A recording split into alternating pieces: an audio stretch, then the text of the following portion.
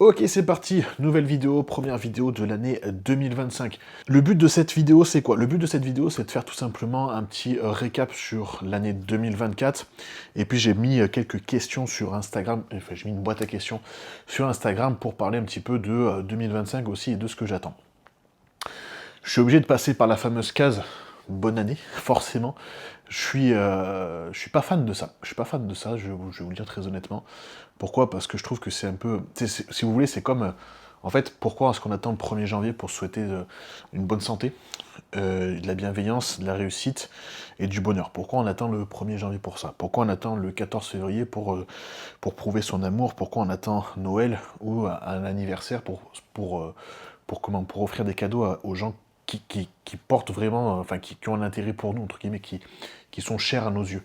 Pourquoi est-ce qu'on est obligé d'attendre ces jours-là? Et alors qu'il y a 360 jours au moins en plus sur lesquels on peut prouver pas mal de choses.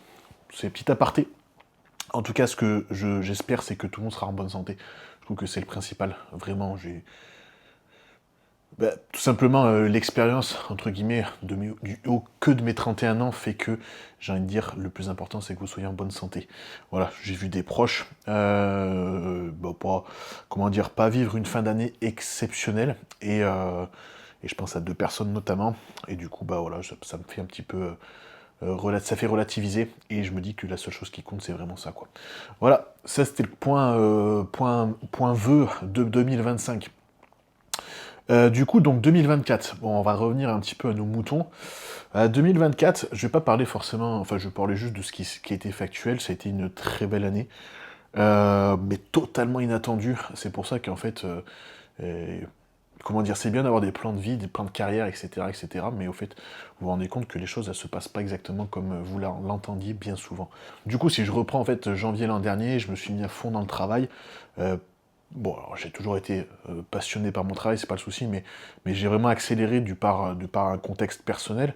J'ai accéléré parce que bah, on se dit bah, c'est un petit peu la seule chose qu'on a, donc de toute façon on va encore mettre plus le pied dedans. Au final, c'est ce que j'ai fait.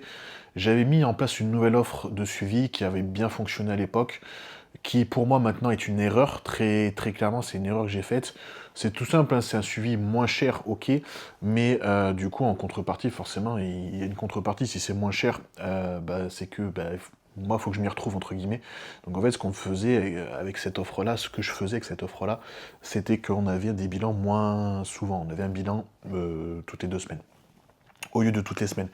Donc en soi, sur le papier, ça peut très bien fonctionner avec certaines personnes, mais ce que je me suis rendu compte, c'est que malheureusement, la grande majorité des gens qui ont signé avec cette offre-là n'ont pas été impliqués. Parce que pas assez cher, je pense, très clairement. Donc en fait, bon, c'est un petit retour sur expérience qui fait que, bah, du coup, en fait, c'est pas quelque chose que je veux refaire, très honnêtement. Donc voilà, ensuite, je pensais emménager dans une certaine région de la France. Au final, je me retrouve à Rennes. Je vous la fais courte, entre guillemets, mais voilà, je me retrouve à Rennes, dans un environnement, du coup, très... En tout cas, pour moi, qui me convient. Voilà, ça me convient. Ça me convient très bien. Ce qui est toujours bien, parce que c'est pas la première fois que je change totalement de région. Euh, En fait, ce que j'aime bien quand on fait ça, c'est que, bon, là, une fois de plus, vous avez capté ou pas capté, mais le personnel étant ce qu'il était à ce moment-là, en fait, bah, du coup, il faut rebondir. Et quand vous rebondissez comment dire, dans un environnement dont vous ne connaissez rien, il y a une chose qui est très bien, c'est que votre cerveau et comment dire, vos jugements, il n'y en a pas. C'est-à-dire qu'en fait, vous arrivez, vous connaissez personne, personne vous connaît. Donc il y a des gens qui vont vous juger physiquement, et inversement, vous allez juger des gens physiquement, mais au final, bah du coup, vous connaissez absolument personne, et vous prenez le temps de vraiment apprendre à connaître les gens. Le point, entre guillemets, négatif, c'est que je suis arrivé aussi en pleine prépa. Donc forcément, en pleine prépa, on prend un petit peu moins de temps de faire certaines choses, parce que la prépa prend du temps, parce que voilà, vous le savez, ça m'a pris quand même pas mal de temps sur les journées, tout simplement, parce qu'en plus, bah, j'ai essayé de... C'est pas j'ai essayé, j'ai réussi à travailler aussi bien que ce que je m'attendais, j'ai réussi à augmenter mon chiffre d'affaires tous les mois de la prépa, et puis même encore maintenant, parce que je pense que tout simplement, j'ai réussi à garder ma façon de travailler. Voilà. Donc voilà, après au niveau donc de la région, ça s'est fait.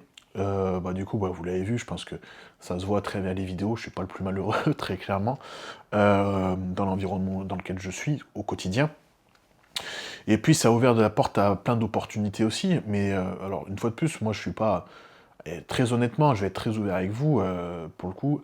C'est-à-dire que quand avec Théo, on s'est rapproché entre guillemets. À ce moment-là, je l'ai aidé sur les entraînements, comme vous le savez.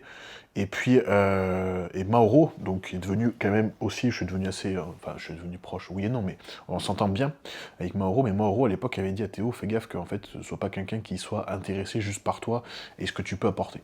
Et très honnêtement, moi, je m'en balance. En fait, très clairement, c'est comme, voilà, il y a des gens dans la salle qui ont des millions d'abonnés sur Instagram et sur YouTube. Très honnêtement, je m'en carre. Franchement, je m'en fous. Ça m'intéresse pas. Moi, ce qui m'intéresse, c'est la personne. Donc après, le moment où Théo m'a dit, bah, tu veux venir à Olympia avec moi, bah, ok, tu vois, ok, bien sûr, je vais pas dire non.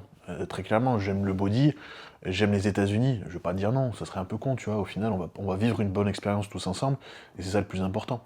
Donc ça s'est fait comme ça. Pareil pour Dubaï. Alors là, Dubaï, c'était notre réflexion, parce que ben, on s'est dit tout simplement qu'il y avait des choses à optimiser d'un point de vue professionnel, et que Dubaï pouvait être l'opportunité. Donc on a été voir, tout simplement.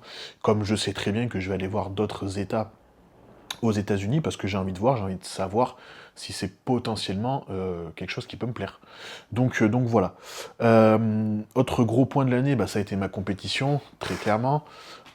Première compétition, j'ai kiffé, vous le savez. Je suis assez content des résultats, et je suis assez content surtout de, comment dire, d'avoir pu rendre fier certaines personnes qui me tiennent à cœur. Ça, c'était le plus important au final. Donc il y a ça, et plus que les résultats, c'est plus important, parce que les résultats, j'attends absolument rien des compétitions. Et ça, et puis et d'avoir maintenu mon travail, voilà, très important. En termes de travail, justement, alors on va s'arrêter un petit peu comment dire, aux résultats très palpables. C'est les résultats que j'ai eu avec les athlètes. Bah, du coup, c'est des bons résultats cette année. J'ai présenté encore plus d'athlètes sur scène que l'année d'avant. Il y a eu des résultats de partout, très honnêtement, en naturel, en pas naturel, en compétitrice comme en compétiteur, donc je suis très content là-dessus. Maintenant, bah, il faut continuer, tout simplement, il faut continuer, et puis voilà quoi. Des choses qui auraient pu être mieux faites, j'en ai déjà parlé aussi dans les vidéos. Peut-être il y a notamment une compétition où je pense que, voilà, alors en soi, alors bah oui, on aurait pu, c'était avec Shana à Londres, on aurait pu arriver dans une meilleure condition, chose qu'on a emmené en Bulgarie. Et en Bulgarie, ce qu'on a vu, c'est que le plateau était plus tanké, moins défini. Donc en fait, on aurait peut-être dû arriver avec la même, comment dire, le même galbe, parce que bah, du coup, forcément, en forçant la condition sur les 3 semaines entre Londres et la Bulgarie, bah, on a un petit peu perdu en volume. Bon, bref, on apprend tout simplement. Donc voilà pour 2024. Que dire de plus sur cette année? Enfin, en vrai, j'ai pas envie de faire un long débat, mais voilà, c'était une belle année, très clairement, et beaucoup d'inattendus et beaucoup de belles surprises. Et franchement, je suis très fier d'avoir vécu tout ça, quoi. Donc voilà, et de vous l'avoir partagé, parce que du coup, cette année, je m'y suis quand même assez filé pour vous partager le plus possible. Et l'an prochain, enfin cette année, du coup, en 2025, je vais faire en sorte de continuer comme ça.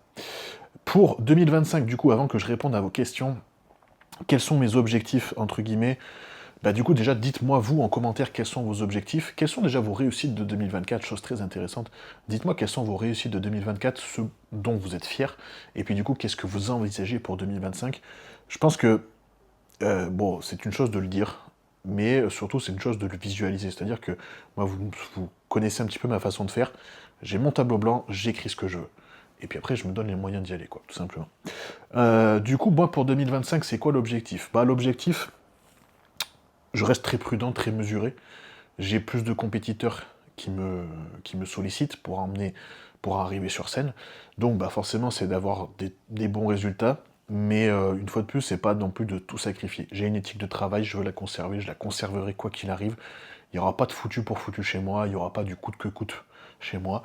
Donc voilà, l'objectif c'est juste que j'arrive à emmener les personnes dans leurs meilleures conditions, dans leur meilleure shape, et puis de gérer le après aussi compétition, chose qui n'est pas forcément facile, et des fois qu'on ne maîtrise pas forcément, c'est-à-dire qu'il y a des personnes qui du coup s'échappent un petit peu en post-compète, malheureusement, moi j'y peux rien.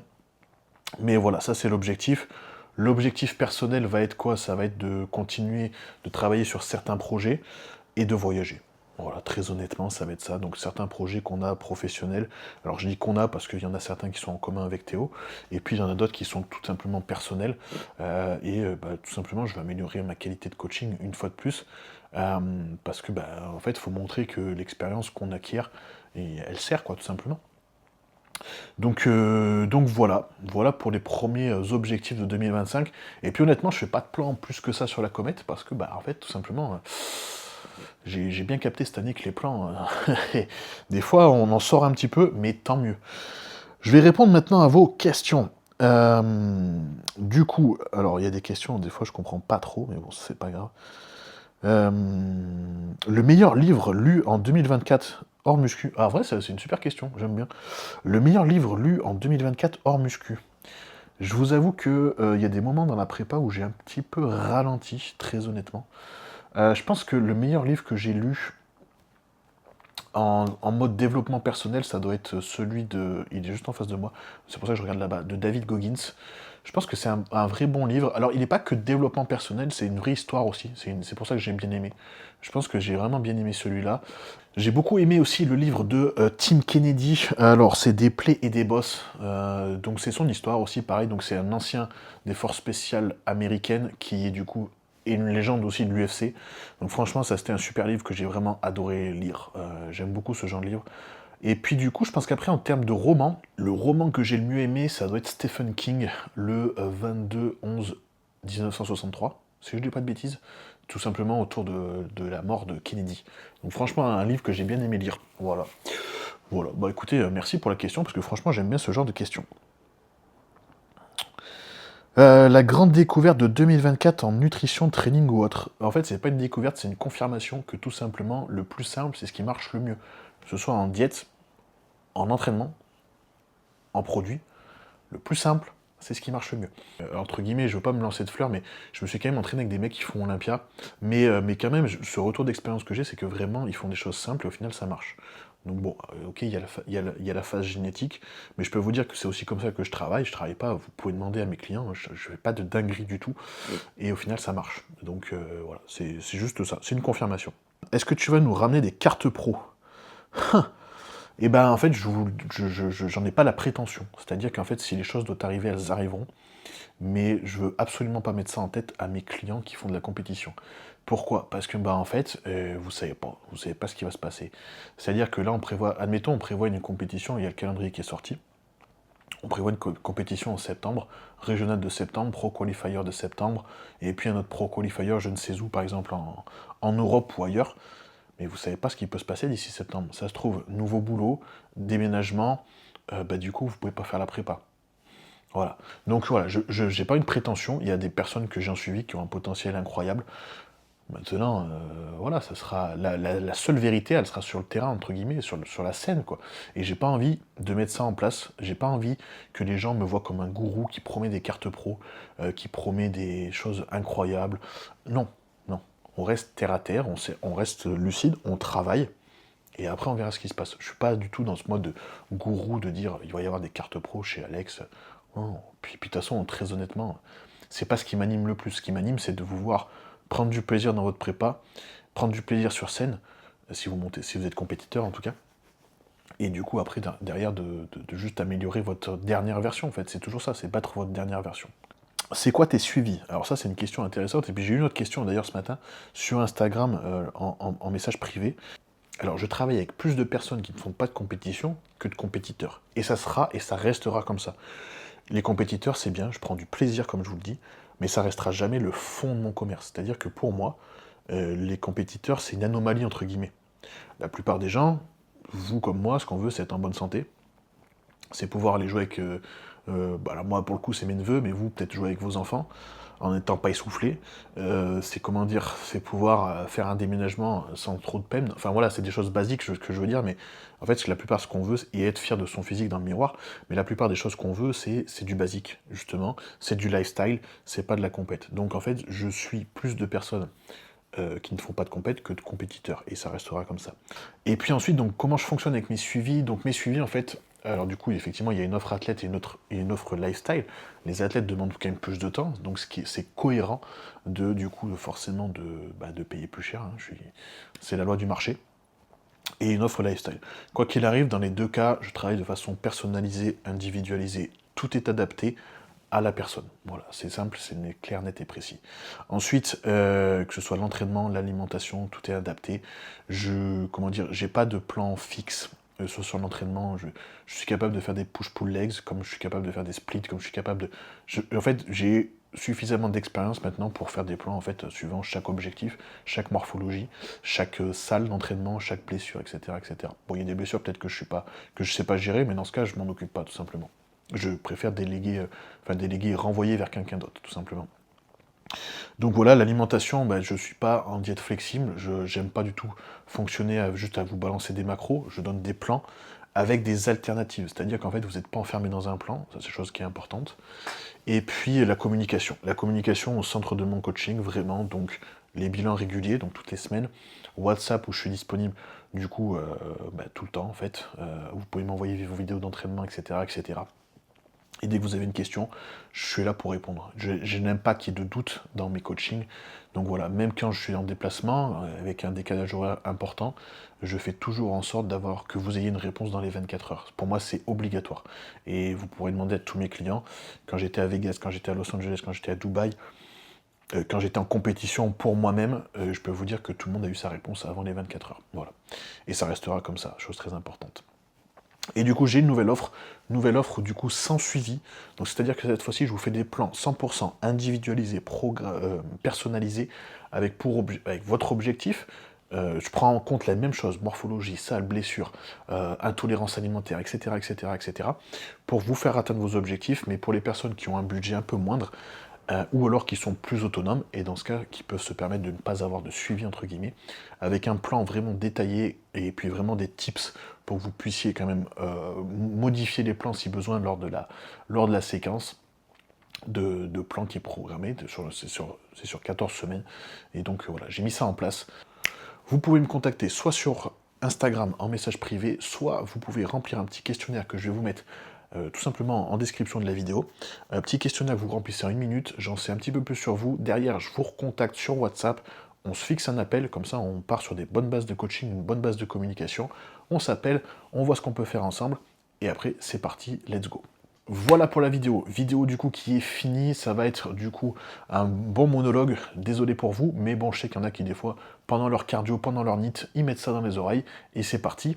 Donc j'espère que ça vous aura plu, n'hésitez pas si vous avez d'autres questions, n'oubliez pas de me dire quelles sont vos réussites de 2024 et quels sont vos objectifs de 2025, et puis du coup on se donne rendez-vous dans un an pour voir si tout ça a bien été accompli.